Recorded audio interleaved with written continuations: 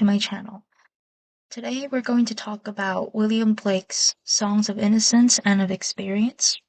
It has been a very long semester. I sure gained a lot of experience during the last few months, and I would like to share some of the things that I learned during the semester. William Blake was a very prominent figure in the Romantic era, and he's a very peculiar poet, as I have come to realize.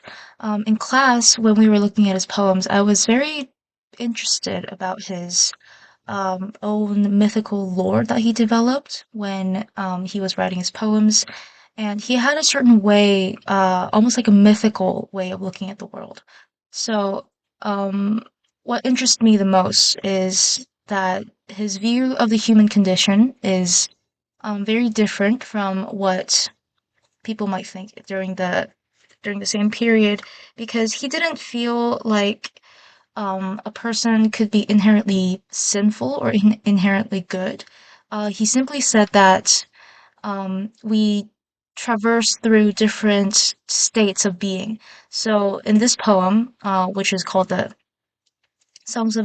which is book of poems called the Songs of Innocence and the Songs of Experience, Blake tried to portray what it is like to be in the state of innocence as well as the state of experience. So I thought it would be fun for this video if we could compare some of the poems that have the same title in the part where it's the songs of experience and the parts where it's the songs of innocence. So moving on to the poems, we are going to look at the Chimney Sweeper first from the Songs of Innocence. I will first read the poem. The Chimney Sweeper.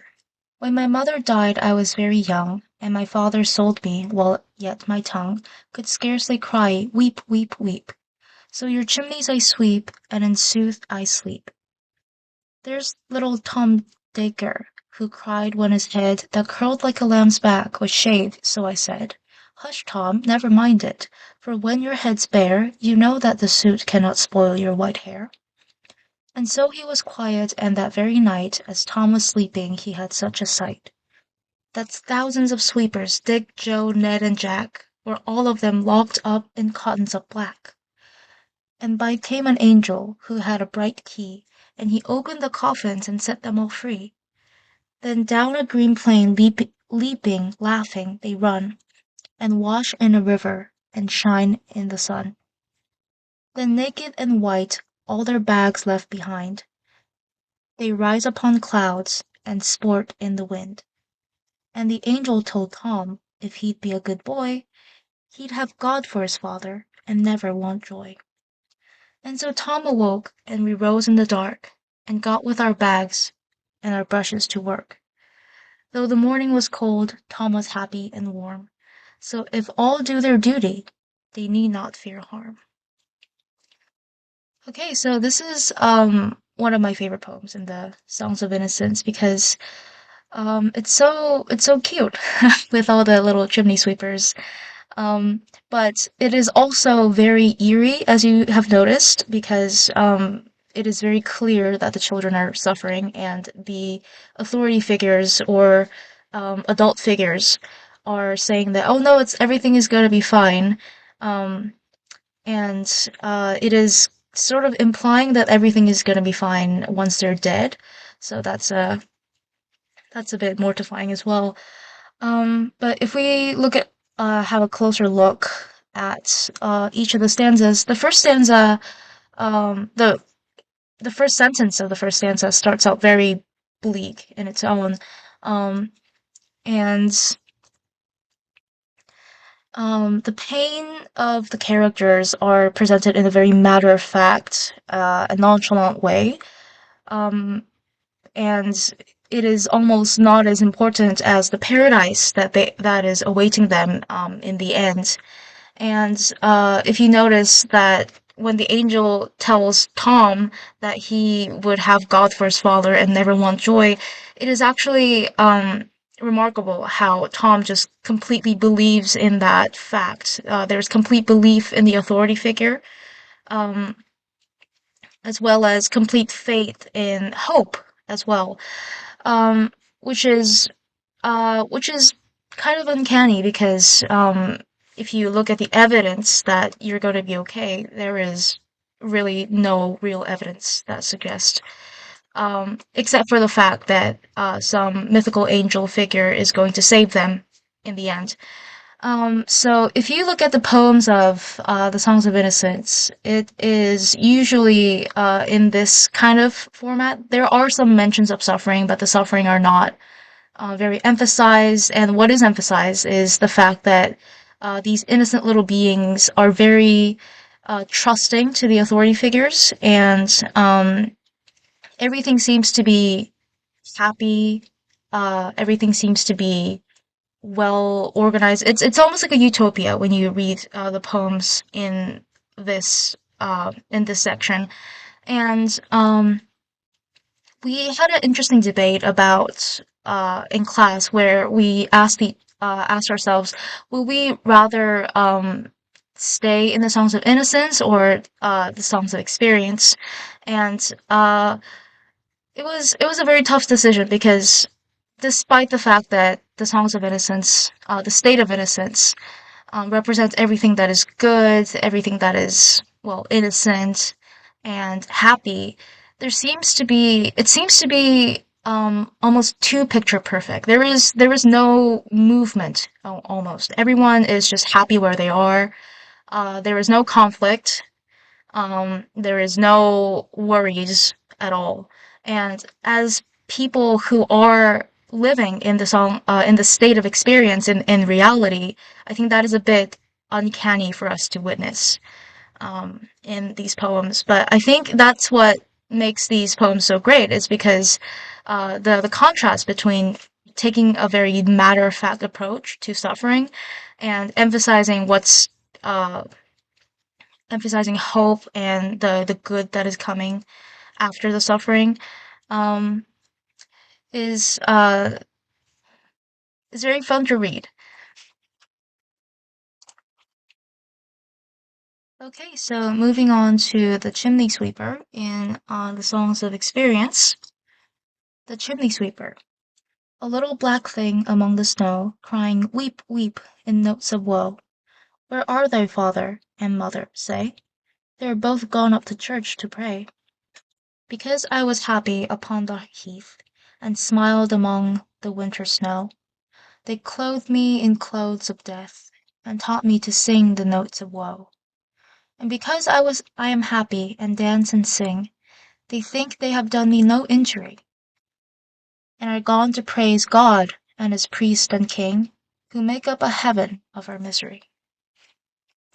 Okay, so this is a very different take from the poem in Songs of Innocence. Well, the first thing that we can notice is that the God figure and the religious authority figures are presented as somewhat negatively, well, a lot negatively, I guess, because they make up a heaven of our misery. Um, which is very different from the Songs of Innocence, where the children were overjoyed that God was going to be their father, and they're going to be joyful all the time. And it is also very critical of the parents who abandoned the child and went to pray to the God that does not even protect their child.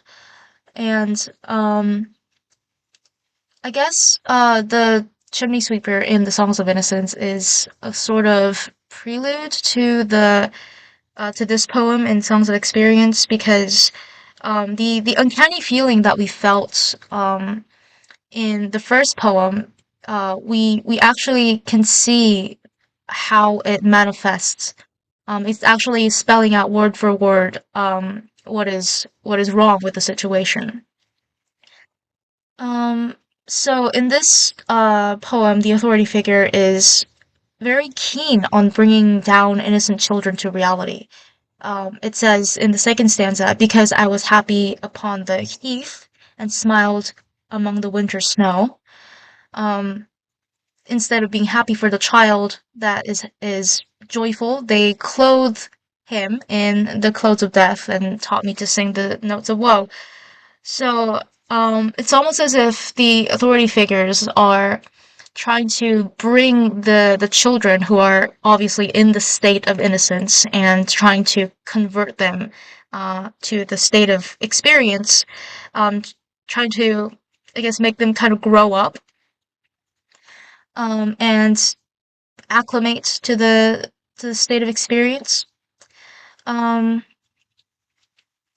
yeah, and because there is a sort of authority figure that oppresses these children, it could also be said that this poem kind of presents the oppressed and oppressor dynamic, which was very common in the romanticism era because it was the time of the French Revolution, and everyone was very interested in revolutionary events and how the French Revolution is going to change our world. I guess the European world.